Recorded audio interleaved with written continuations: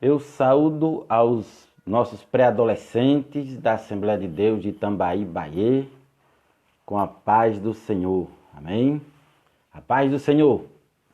Então, vamos iniciar a aula de hoje com uma oração, né? Senhor nosso Deus, nosso Pai, nós te louvamos, te agradecemos por esta nova aula que o Senhor nos concede nesta noite, na noite deste sábado. Ô Espírito Santo, seja na direção dessa aula, nos ajude a entendermos esta lição, a lição de hoje. Nos ajude a escondermos a Tua palavra nos nossos corações, para não pecarmos contra Ti. Nos ajude a praticarmos essa lição, colocar em prática em nossas vidas, para a glória do Teu nome e para o nosso próprio benefício. É o que nós te pedimos e te agradecemos em nome de Jesus. Amém. E amém. Amém. Como vocês podem ver, a gente tá se esforçando para dar uma melhorada nas nossas aulas.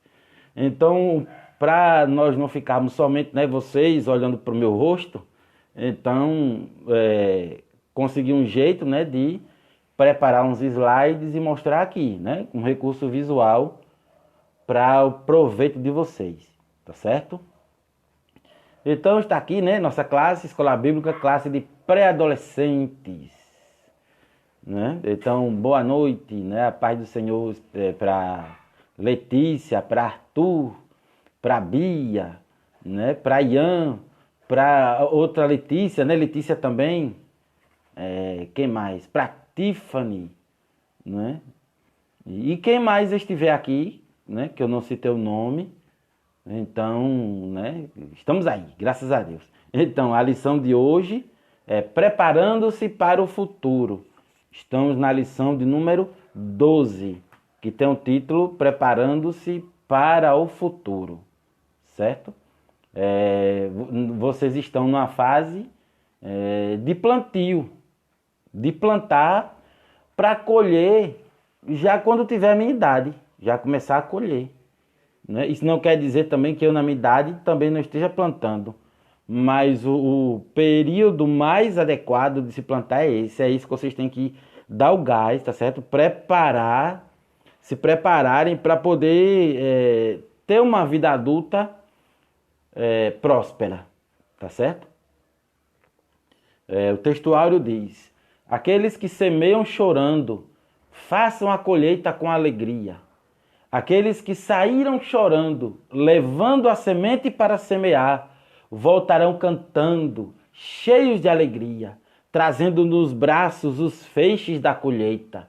Salmo 126, versículos 5 e 6, certo? Então, quando lá na frente, o irmão perguntar, título da lição, preparando-se para o futuro. Textuário, que aqueles que semeiam chorando façam a colheita com alegria. Aqueles que saíram chorando, levando a semente para semear, voltarão cantando, cheios de alegria, trazendo nos braços os feixes da colheita. Salmos 126, 5 e 6, certo? Então, semear, a palavra semear significa plantar. A palavra ceifar significa colher. Então, quando fala de plantar, quando a gente planta, tem um esforço. Quando fala de chorar, é um choro de esforço, sabe? Às vezes até de sacrifício, para plantar. Quando a gente até pode ir pelo sentido literal mesmo. Quando um agricultor ele vai plantar sementes, ele sai da zona de conforto. Ele vai para debaixo do sol e ele vai passar horas debaixo do sol quente, sabe? E ele vai sofrer o calor, e ele vai se molhar de suor por uma causa. Ele vai calejar as mãos, manuseando lá a enxada. Vai se esforçar. Para quê? Para que no futuro cresça a planta e da planta cresçam os frutos. Um exemplo é o plantio de milho. E coloca-se uns grãos de milho, cerca de 3 ou 4 grãos em cada cova, fecha, e depois de um tempo cresce o milharal, e o milharal fornece o milho. Uma vez houve uma explanação do pastor Estevão Fernandes, da Primeira Igreja Batista de João Pessoa, acerca da colheita. E ele disse o seguinte: quando a gente planta, primeiro a gente só colhe o que a gente planta. Se você plantar milho, você não vai esperar colher laranja. Se você plantou semente de milho, não é? Então a mesma coisa, se você planta o bem, você colhe o bem. Se você planta o mal, você colhe o mal. Um outro detalhe é o seguinte: quando você planta, se você plantar no quintal da sua casa, você não vai colher no jardim da sua casa. Você planta no quintal, vai esperar que dê fruto no jardim. Não. Você só colhe no lugar onde você plantou. Se você planta coisas boas na escola, você vai colher na escola. Se você planta coisas boas em casa, vai colher em casa. Se você planta coisas boas na igreja, vai colher na igreja. E por aí vai. Tá certo? Um outro detalhe também acerca do plantio, que o pastor Estevão Fernandes falou, é que quando você planta, você colhe muito mais do que você planta. Basta plantar um grão de milho. Um grãozinho de milho que você planta, ele vai se transformar num pé de milho e vai, né, produzir 1, 2, 3 milhos. Enfim, eu não sei o número de milhos, né, até quantos milhos um pé de milho dá. Mas o fato é que um milho só que ele der, já dá inúmeros grãos. Você só plantou um grão e você vai colher em um milho só inúmeros grãos. Creio que ninguém aqui nunca contou o total de grãos que existem no milho, não é? Mas o fato é que são muitos, não é isso? Então o que você colhe, você planta muito mais. O que você planta, você colhe muito mais, tá certo? Então fica essas 3 regras. Você só colhe o que você planta. Você só colhe no lugar onde você planta. E você colhe muito mais do que você planta. Tá certo? Continuando aqui, a lição de hoje, ela encontra-se em Gálatas, capítulo 6, versículos do 7 a 9. Né? Vamos ler aqui comigo. Acompanhe. Não erreis. Deus não se deixa escarnecer. Porque tudo que o homem semear, isto também ceifará. Porque o que semeia na sua carne, da carne ceifará a corrupção. Mas o que semeia no Espírito, do Espírito ceifará a vida eterna. E não nos cansemos de fazer o bem, porque a seu tempo ceifaremos, se não houvermos desfalecidos. Aqui fala de perseverança. Aqui fala novamente em colher onde se planta. Se você planta na carne, no instinto da carne, no pecado, você vai colher a corrupção. Mas se você plantar no Espírito, você alimentar o seu Espírito, plantar com a palavra, com louvor, com adoração a Deus, buscando a Deus, toda vez que você presta um culto a Deus, você está plantando no reino espiritual. Então, do Espírito, você vai colher. Né? Você está plantando no Espírito Santo e você vai colher do Espírito Santo a vida eterna. Né? Então diz assim, né? No final está dizendo que não cansemos de fazer o bem, porque no tempo certo, é no tempo. Quando a gente planta, o agricultor planta o milho, ele não vai colher no outro dia. Há um tempo, não é? Até a planta crescer, até o fruto surgir, crescer, ficar maduro e ser colhido. Então no seu tempo ceifaremos, no seu tempo colheremos. Como eu expliquei, a palavra semear quer dizer plantar. A palavra ceifar quer dizer colher. Então nós colheremos a seu tempo, né? Agora, se não houvermos desfalecido, se nós perseverarmos, né? Então, de repente, você quer ser batizado com o Espírito Santo. Eu quero ser batizado com o Espírito Santo. Então eu vou orar a Deus, eu vou pedir. Mas de repente, não, já orei 3 noites, já orei 3 dias. Né? E até agora nada, então não vou mais não. Não vai mesmo não. Então persevere, continue plantando. Jesus, eu quero ser batizado com o Espírito Santo, eis-me aqui. E no tempo de Deus, né, Jesus ele vai lhe batizar com o Espírito Santo. Tá interessante que essa promessa é para todos nós. certo? Quem não foi batizado com o Espírito Santo ainda é porque não quis. Porque se você quiser e aperrear Jesus, Jesus vai lhe batizar. Tá certo? Então aperrei Jesus. Jesus, me batiza com o Espírito Santo. Ó, eis-me aqui. Para mim ser batizado com o Espírito Santo, eu recebi uma palavra, uma irmã entregou a mensagem. Eita! E ela disse que tinha um anjo que estava com a bênção para me dar, bastava que eu estendesse a mão. E a minha oração, nos dias que se seguiram, é, meu Deus, aqui, ó. Eu abri a minha mão, aqui minha mão, Jesus, está aberta a minha mão. Eu abri, minha mão aberta. Aqui, Jesus, eu abro minha mão para receber, eu quero, me batize. Sabe, até que Jesus me batizou com o Espírito Santo. É uma bênção que vocês precisam. Para hoje, para amanhã. Isso eu falo para quem ainda não é batizado. Não é? Porque o batismo com o Espírito Santo nos ajuda a ter uma comunhão maior com Deus. Porque a Bíblia diz que quem fala em línguas estranhas edifica-se a si mesmo. Então, para ter uma maior edificação, né? Uma maior comunhão com Deus, eu vou falar em línguas estranhas. Eu não entendo o que eu estou dizendo, mas Deus entende o que eu estou dizendo. São palavras de adoração, no idioma que somente Deus conhece. E eu estou sendo edificado, certo? Não é obrigado você falar línguas estranhas alto na igreja para todo mundo ouvir. Muitos irmãos fazem isso, mas não é obrigado. Porque quem fala em línguas edifica não os outros, mas edifica-se a si mesmo. Tá certo? Interessante eu entrar nessa área. Deus sabe todas as coisas. Né? Porque quando eu estava planejando a aula, eu não tinha em mente entrar nessa área. Mas glória a Deus, nós temos que focar a vida material, mas em primeiro lugar a nossa vida espiritual.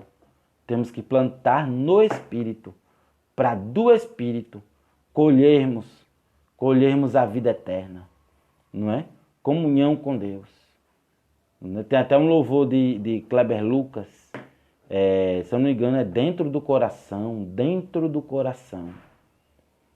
que o refrão ele canta dentro do coração do Pai, no coração do Pai, sabe? Fala de comunhão. Às vezes estamos no altar de Deus e Ele satisfaz o nosso coração, mas depois de um tempo existe, né? Logo nos desviamos o nosso olhar do Pai, aquela comunhão já não existe mais, né? Mas essa canção ela nos motiva. Ela diz que o coração do Pai é uma fonte inesgotável de amor. O coração do Pai, no coração do Pai eu tenho paz e alegria. Eu tenho mais de 1000 razões para permanecer dentro do coração do Pai. Dentro do coração do Pai. Belíssima essa canção. Tá aí, eu vou colocar no grupo? Eu vou colocar no grupo. Eita. Só que Arthur saiu do grupo. Como é? Letícia saiu, Bia saiu. E agora, hein? Como é que eu faço para enviar para vocês esse louvor? Enfim. Me digam aí como é que eu faço para enviar esse louvor para vocês. Faz parte da aula. Didático, é lindo, é belíssimo. É bem jovem, certo? E desde já eu digo, qualquer dúvida, sugestão, reclamação, eu estou na classe dos irmãos. Estou bem pertinho. Estou no templo, tá certo? Continuando aqui, objetivos desta lição. Deixa eu ir mais para o cantinho. Olha essa tecnologia. Peraí. Aqui. Eu subi e para cima. Enfim. Objetivos dessa lição, né? O objetivo número 1 é entendermos o quê? Né? Nós temos que entender, primeiro, colhemos o fruto das ações que praticamos. Tudo aquilo que a gente pratica, a gente vai colher. Nós iremos colher os frutos. Né? Número 2, né? Segundo, o que é que nós precisamos entender? Que decisões sábias trazem o resultado proveitoso. Nós precisamos buscar a sabedoria. Se você ler provérbio, o provérbio está direto dizendo para nós. Busca a sabedoria, busca o conhecimento, busca a compreensão, sabe? Conselhos. Então você precisa procurar o conselho da sua mãe, o conselho do seu pai, do seu avô, da sua avó, do seu professor, sabe? Dos seus dirigentes na igreja. Por quê? A Bíblia diz que na multidão de conselhos há sabedoria. Certo? Então procure tomar decisões sábias. vocês já estão na idade de buscar e tomar decisões sábias. Jesus com 12 anos, você vê lá em Lucas, Jesus com 12 anos, né? Ele tomava decisões sábias.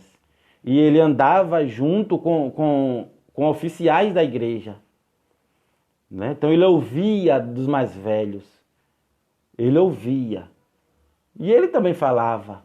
Mas ele estava disposto a aprender. Ele andava com quem tinha sabedoria para lidar. Ele era Deus, mas naquele momento ele era um rapazinho de 12 anos. Da idade de vocês. Né? Na faixa de idade de vocês. Se Jesus estivesse no nosso meio, oh meu Deus, estava na nossa classe. Mas eu que não queria estar ensinando a ele. Quem sou eu? Não é? Mas enfim. Não é? Eu estou aprendendo, claro. Oh meu Deus. Às vezes a pessoa viaja tanto, né? Mas enfim, glória a Deus. Terceira coisa que a gente tem que entender também na lição é que comunhão com Deus e dedicação aos estudos são fundamentais para um bom futuro. Então, o pré-adolescente hoje, o adolescente, o solteiro, sabe?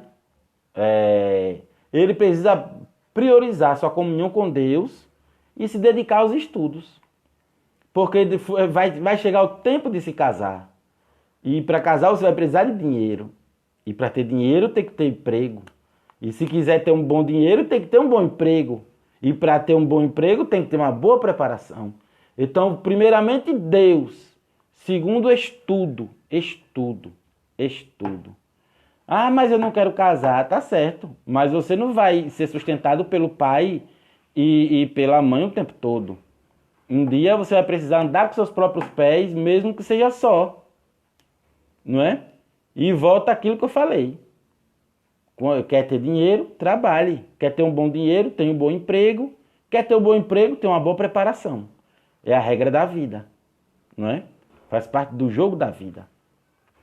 Tá certo? Eita, deixa eu vir um pouco mais para baixo aqui. Aê. Então a lição na revista de professores nos traz essa tabela aqui que fala em relação ao mercado de trabalho. Então, quando vocês... Né, aí é bom já vocês aprenderem isso aí. Mesmo que ainda não estejam procurando emprego, mas quando chegar o momento que vocês tenham esse mente, olha, o que as empresas procuram ao contratar funcionários. Primeiro, olha como é bom, até é importante para a nossa própria vida. De modo geral, aprender, olha. Primeiro, você tem que ter um bom trabalho em equipe. Bom trabalho em equipe. No outro lado tem dizendo assim, capacidade de lidar com pessoas que têm opiniões diferentes. Sempre priorizando o trabalho em equipe. Então é saber conviver com os diferentes. Ah, mas lá no meu trabalho, a gente já começa treinando na escola. Ah, mas eu tenho um colega que não é evangélico, ele é católico, ele é espírita. Ah, tem um colega que frequenta terreiro de Umbanda. Ai, meu Deus, ai, Jesus. Não. Independente da religião do seu colega, mas ele é seu colega de classe, não é? Então não interessa. É conviver com ele. Ah, não vou fazer trabalho de grupo não, porque não interessa. Ele é estudioso, o trabalho é bom, dá para fazer, você vê que ele é um bom colega para fazer o trabalho, faça. Você não vai bater tambor junto com ele. Você vai apresentar um trabalho junto com ele. Tá entendendo? Então, assim, saber conviver com quem pensa diferente. Ah, fulano é ateu. Sim, fulano é ateu. E daí? Né? Então, assim, quando eu falei bater tambor, não é menosprezando, não. Né? Quem se converte, né, na África, bate os seus tambores para Deus, para Jesus. Tá certo? Eu estou falando em saber conviver sem fazer acepção de pessoas. Porque todo mundo tem o seu valor. Porque Deus ama a todos. E a todos Ele quer salvar. Tá certo? Então, nós olhamos para Jesus, conhecemos a palavra. Amém. E nós precisamos compartilhar a palavra com os que não conhecem. E como é que eu vou compartilhar se eu não convivo? Agora, não se deixe influenciar, é diferente. Tá certo? Então, saber trabalhar em grupo. 2, proatividade. Você, para ter um bom trabalho, trabalhar bem, né? O que as empresas procuram para contratar um funcionário. Proatividade, o que é isso? É atender às solicitações da chefia e dos demais colegas de trabalho. Ser proativo é ser disposto a trabalhar. Não ser preguiçoso. Livro de Provérbios, se eu não me engano, Provérbios diz: vai ter com a formiga, ó preguiçoso, e considere os seus caminhos. Não é? Então, assim, a formiga, ela trabalha constantemente, em pleno verão, para no inverno, quando ela está reclusa ali, ela ter o seu mantimento. Mas durante o verão, ó, é trabalho, é trabalho, é trabalho. Então você tem que ser trabalhador. A Bíblia diz também em Provérbios: não ameis o sono. Então, de repente alguém, como é bom dormir. Eu vou dormir até acordar. Como é bom. Estica. Que maravilha, como é bom dormir. Mas a Bíblia diz: não ameis o sono. Quem ama o sono, sofre. Sofre de falta. Vai faltar. Né? Se você tem o que comer em casa, se você tem uma roupa para vestir, certamente seu pai, sua mãe ou quem cuida de você, quem lhe banca, né? Quem cuida de você. Como foi comigo, como todo mundo, claro. Pode ver, essa pessoa vive dormindo, ela vai trabalhar. Então não ameis o sono. O sono é importante para repor energias. Mas se você for proativo, toda empresa vai querer você. É trabalhar. Certo? 3. Ser humilde, ter humildade. É necessário ter humildade. Apesar de ter boas qualidades, apresentar disposição em reconhecer as próprias... vou começar de novo. Apesar de ter boas qualidades, né, apresentar disposição em reconhecer as próprias falhas e limitações. Também tem isso. Tem gente que é orgulhoso. Quando ouve assim, alguém dizendo uma falha, a pessoa resiste. Não, eu não sou assim, não. Vocês é que são assim. Tá entendendo? Não. Reconhecer suas falhas, suas limitações e procurar se superar cada dia. Entenda o seguinte: o mundo do trabalho, o mundo aí é competitivo. Muitas pessoas até ficam competindo conosco. Mas o seu foco tem que ser o seguinte: você não está competindo com ninguém. Na escola, você não está competindo com ninguém. No trabalho, você não está competindo com ninguém. Você só compete com uma pessoa. Quem? Aquela que está no seu espelho. Ou seja, você. A minha competição é comigo mesmo. Eu sou professor, né? Vou tomar um golinho, com licença.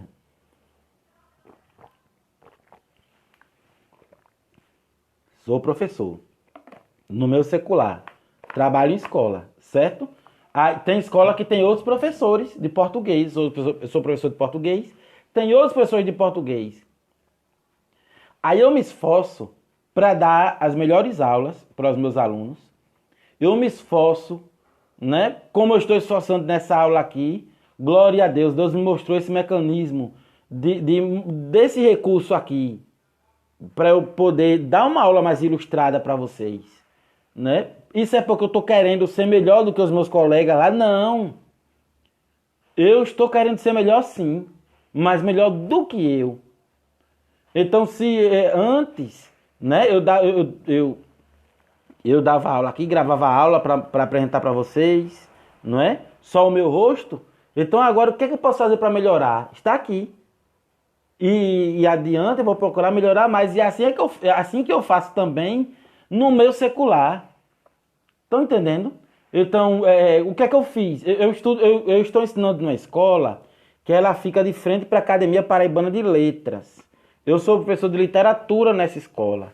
E a Academia de Letras é onde muitos escritores da Paraíba, poetas, se reúnem lá.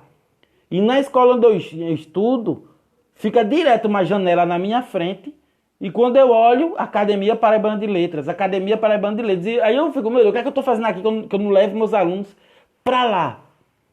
E levei essa semana que passou os meus alunos para a Academia Paraibana de Letras. Eles ficaram encantados. Que bom, que maravilha, glória a Deus. Porque como profissional, né, tem que dar o melhor. E assim, a questão da humildade é o quê? Humildade não é você se... eu não presto, tá entendendo? Não é você se humilhar, você vai se humilhar diante de Deus. Mas até para se humilhar diante de Deus é necessário ser humilde. E uma característica da humildade é a sinceridade, é ser sincero. Quando eu vou me humilhar diante de Deus, eu digo assim, eu não posso nada, eu posso alguma coisa? Não posso, então eu estou sendo verdadeiro. Mas Deus é que pode todas as coisas. Então, ser humilde também na área, no seu ambiente de trabalho, na escola, é reconhecer que mesmo que você estude e tire as melhores notas, mas você não é melhor do que ninguém. Você não é melhor do que os seus colegas. Às vezes um colega seu tira nota baixa, mas você não sabe a rotina dele, os problemas que seu colega tem em casa. Às vezes tem colega da gente que não tem muito o que comer em casa, vai para a escola. Tá entendendo? Sem aquela nutrição necessária para ter um bom entendimento, um bom aprendizado. Né? São problemas que cada um de nós passamos, estamos sujeitos a passar, né? Em algum momento da vida. Tá certo? Às vezes problema familiar. Então, todo aluno tem potencial de tirar 10. Todos os alunos são inteligentes. Ah, eu sou burro, não é. Nós cometemos burrice em algum momento das nossas vidas. Eu cometo burrice.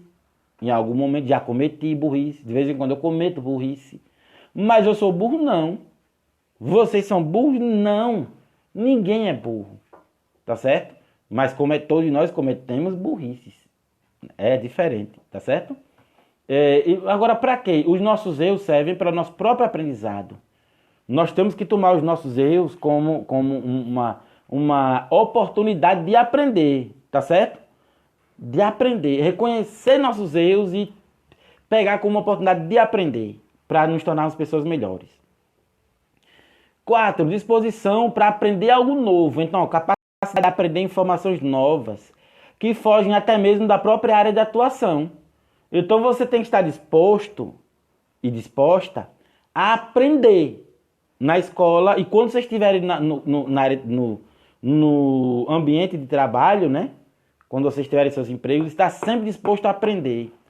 Nós estamos sempre aprendendo constantemente nas nossas vidas. Sempre aprendendo. Tem até um corinho que um irmão lá na Engenheiro, na escola dominical, ele canta. Que é assim... Sempre melhorando, sempre melhorando, sempre melhorando no Senhor. Vamos lá? Sempre melhorando, sempre melhorando, sempre melhorando no Senhor. Eu tô vendo você que não tá cantando só para me afrontar.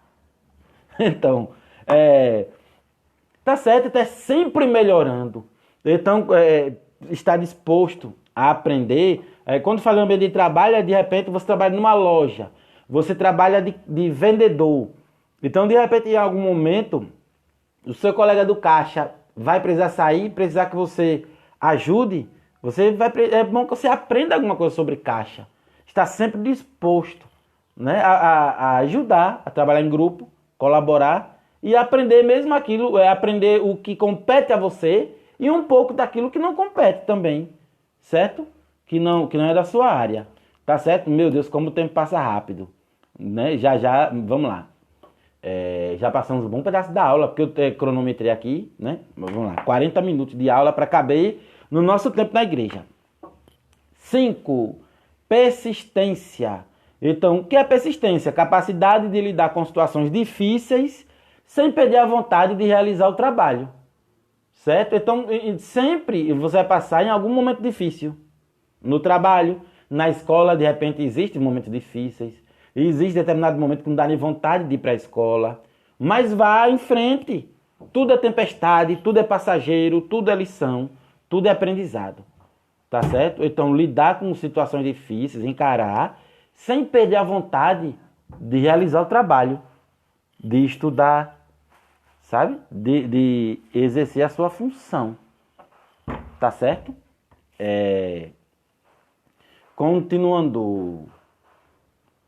Conhecendo mais de Deus. Então, é nessa parte que nós iremos aqui para a revista, tá certo? Não vai dar tempo de ler tudo, mas o que der para ler, a gente vai lendo, tá certo? Então é o seguinte, a introdução. Olá, como você tem se preparado para o futuro? Há muitos que vivem a vida como se não houvesse amanhã. O importante é viver o momento sem se preocupar com o que virá para essas pessoas, né? E depois que o tempo passa, queixam-se das oportunidades perdidas. Na lição de hoje, vamos aprender que precisamos plantar boas sementes hoje para que a nossa colheita futura seja satisfatória. Certo? Já expliquei sobre isso, então vou continuar. É tempo de plantar.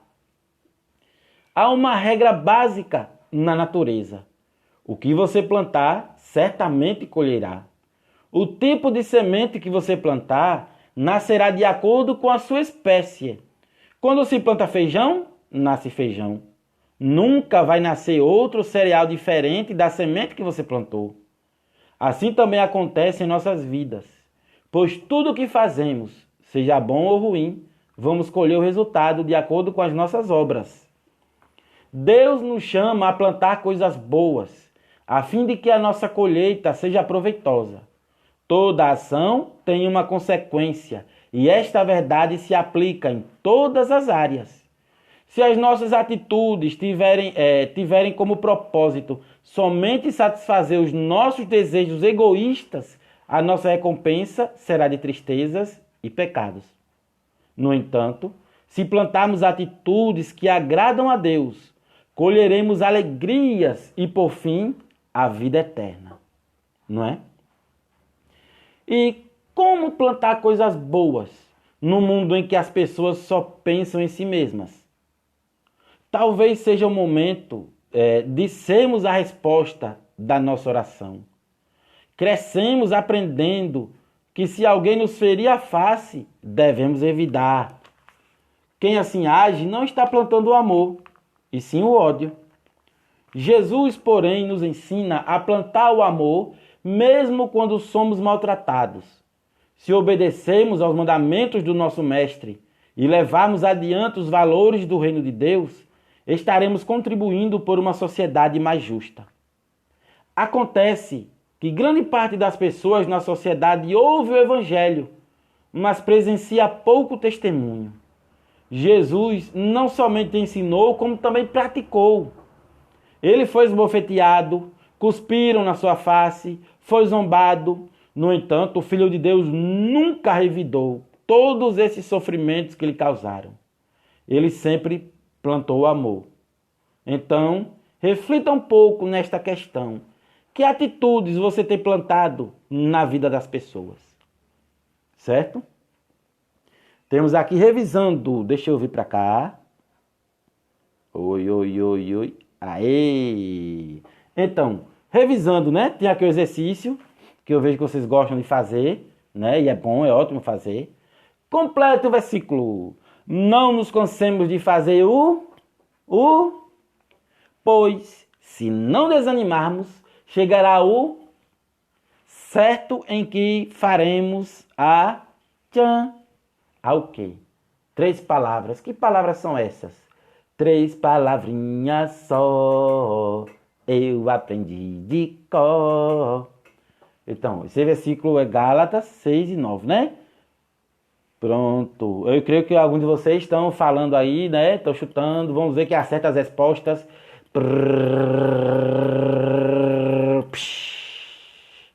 Vamos às respostas. Quem acertou? Não nos cansemos de fazer o bem, pois se não desanimarmos, chegará o tempo certo em que faremos a colheita. Tá certo? Gálatas 6 e 9. Vamos agora, continuando aqui na lição, onde tem não erre, com Deus não se brinca. Não erre, com Deus não se brinca. O que é preciso fazer para não cometermos erros em nossas atitudes e decisões? Decidir com sabedoria é a melhor forma de não errarmos na vida. Mas o que é necessário para se tornar sábio? Talvez você possa pensar que é necessário conhecer todos os mistérios e as ciências do mundo, ser comparado a um Bill Gates da vida, dominar todas as tecnologias do mundo atual, etc. Porém, a Bíblia nos ensina que para ser sábio é necessária somente uma coisa: temei a Deus. Né? Provérbios tem 111, no Salmo 111, né? Provérbios 1:7, o temor do Senhor é o princípio da sabedoria, certo? Quem teme a Deus procura conhecer qual é a vontade do Senhor para não pecar contra ele. Né? Salmo 119, versículo 11, se eu não me engano é aqui que diz: escondi a tua palavra no meu coração para não pecar contra ti. Você tem lido constantemente a palavra de Deus? Pois saiba que quanto mais você lê a Bíblia, mais conhecedor será dos mandamentos do Senhor. E quanto mais você conhecer os mandamentos do Senhor, maior é a probabilidade de não pecar contra ele. A falta de conhecimento da vontade de Deus tem levado muitos a caminhos de destruição. Infelizmente, há muitos pré-adolescentes que não buscam conhecer a vontade de Deus e terminam por trilhar caminhos tortuosos que trazem consequências trágicas. A situação piora quando o pré-adolescente é conhecedor dos mandamentos de Deus e ainda assim desobedece voluntariamente. Tal comportamento é perigoso, pois dá a entender que a pessoa está zombando de Deus. Nosso Pai Celestial não se agrada de pessoas que desprezam as suas santas palavras. Vários servos, entre aspas, de Deus sofreram graves consequências por desobedecerem à vontade do Senhor. Alguns pagaram até mesmo com a própria vida, por brincarem com o Todo-Poderoso. No Antigo Testamento, temos um relato de 2 sacerdotes, Nadab e Abiú, filhos de Arão. Depois de Deus orientar tudo sobre os sacrifícios, Nadab e Abiú ofereceram fogo, entre aspas, ao Senhor de forma inadequada e morreram por causa disso. Eles sabiam que não podiam tratar as coisas de Deus de qualquer maneira. O resultado foi trágico e eles perderam suas vidas. De Deus não se zomba. Em o Novo Testamento, temos o exemplo de Ananias e Safira. Esse casal vendeu uma propriedade, né? Quando foram doar aos apóstolos para ajudar os irmãos na fé, mentiram para Pedro quanto ao valor da venda. E, né, por causa dessa mentira, ambos morreram. Portanto, não brinque com Deus. Você está numa fase que precisa levar Deus muito a sério. Respeite ao Senhor e cumpra seus mandamentos. Disso resultará uma colheita surpreendente. Certo? Então, vamos aqui para a próxima questão. Revisando. Marque a alternativa correta. O princípio da sabedoria é o quê? É ser inteligente? É o temor do Senhor? Ou é trabalhar e ganhar muito dinheiro? Outra questão é zombar de Deus. O que é zombar de Deus? É praticar sua palavra? É não ler a Bíblia? Ou é conhecer a palavra de Deus e desobedecê-la? Acabamos de ler aqui. Quem lembrar? Vamos esperar para ver quem acha o quê, tá certo? Digam aí o que é. Qual a resposta de cada uma das perguntas? Tempo!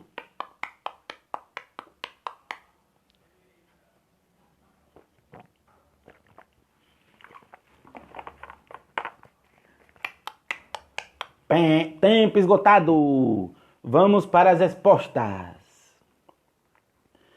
O princípio da sabedoria é o temor do Senhor.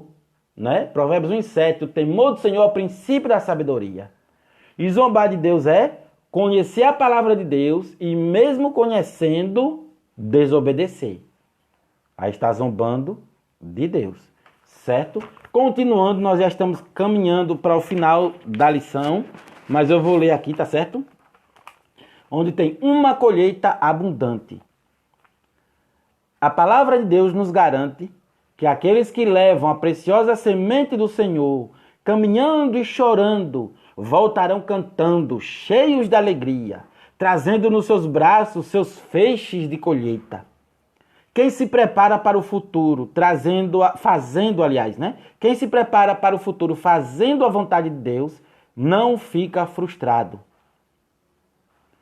Se servimos ao Senhor sem desanimar, podemos ter a certeza de que seremos recompensados. Além do preparo com uma vida espiritual regular diante de Deus, é preciso se preocupar com os estudos. É muito comum para o pré-adolescente enxergar os estudos com certo pesar, como uma coisa ruim, chata, mas o que para muitos parece ser um peso, na verdade, é o início de um futuro promissor, de um bom futuro. A Bíblia nos apresenta exemplos de servos de Deus que foram empossados em cargos de importância por conta da sabedoria que possuíam como grandes administradores no mundo secular. Dentre os tais encontramos José, Salomão, Daniel, Neemias, Paulo e outros que fizeram a diferença porque confiaram em Deus e também se dedicaram a adquirir conhecimento. Desse modo, a dedicação aos estudos deve ser prioridade na vida daqueles que querem se preparar para um futuro melhor. Deus abençoa os seus servos, mas espera que cada um faça a sua parte, né? Isso não significa que que temos de fazer dos bens materiais ou de uma posição de destaque na sociedade o nosso bem maior, não. Jesus, enquanto esteve com seus discípulos, né, Jesus disse para não ajuntarem riquezas aqui nesta terra, onde as traças e as ferrugens consomem e os ladrões roubam, mas sim para juntarem riquezas no céu. Esta é a esperança do reino de Deus que você deve priorizar ainda na sua pré-adolescência. Então, como podemos fazer para que a nossa colheita seja abundante? Somos chamados por Deus para realizar a sua obra e administrar as riquezas da sua graça neste mundo. O Criador nos concedeu talentos para administrarmos em prol do seu reino. Você deve buscar em Deus qual o dom que Ele tem para você. E assim, você deve administrar esse dom com sabedoria e nunca deixar de trabalhar pela pregação do Evangelho. Fazendo isso, a sua colheita será abundante no reino de Deus. Espero que vocês estejam entendendo, né? Aqui também a leitura. O tempo se torna pouco para tanta coisa que nós temos para dizer, tá certo? Então vamos revisar o que nós, né, vemos aqui, acabamos de ler. Então, deixa eu ver, subir um pouquinho aqui. Aí. Então, além do preparo, a bateria tá fraca, dá para ver aí, né? Então, além do preparo como a vida espiritual regular diante de Deus, o que é necessário para um futuro promissor? O que é necessário, além do preparo para uma vida espiritual regular diante de Deus? O que é necessário para um bom futuro? É necessário estudar. Estudos, tá certo? Então, meus queridos, amém, aqui concluímos, né, a nossa lição de hoje, né, e amém, glória a Deus por tudo. Eu vou pedir para a irmã ou o irmão que estiver acompanhando vocês aí, certo? Não sei se vai ser Joelma ou se vai ser outra pessoa, se vai ser Sueline, quem estiver acompanhando aí, faça uma oração para encerrar essa aula, tá certo? Então, a paz do Senhor. Qualquer dúvida, sugestão, reclamação, eu estou no templo, na classe dos irmãos. A paz do Senhor. Amém.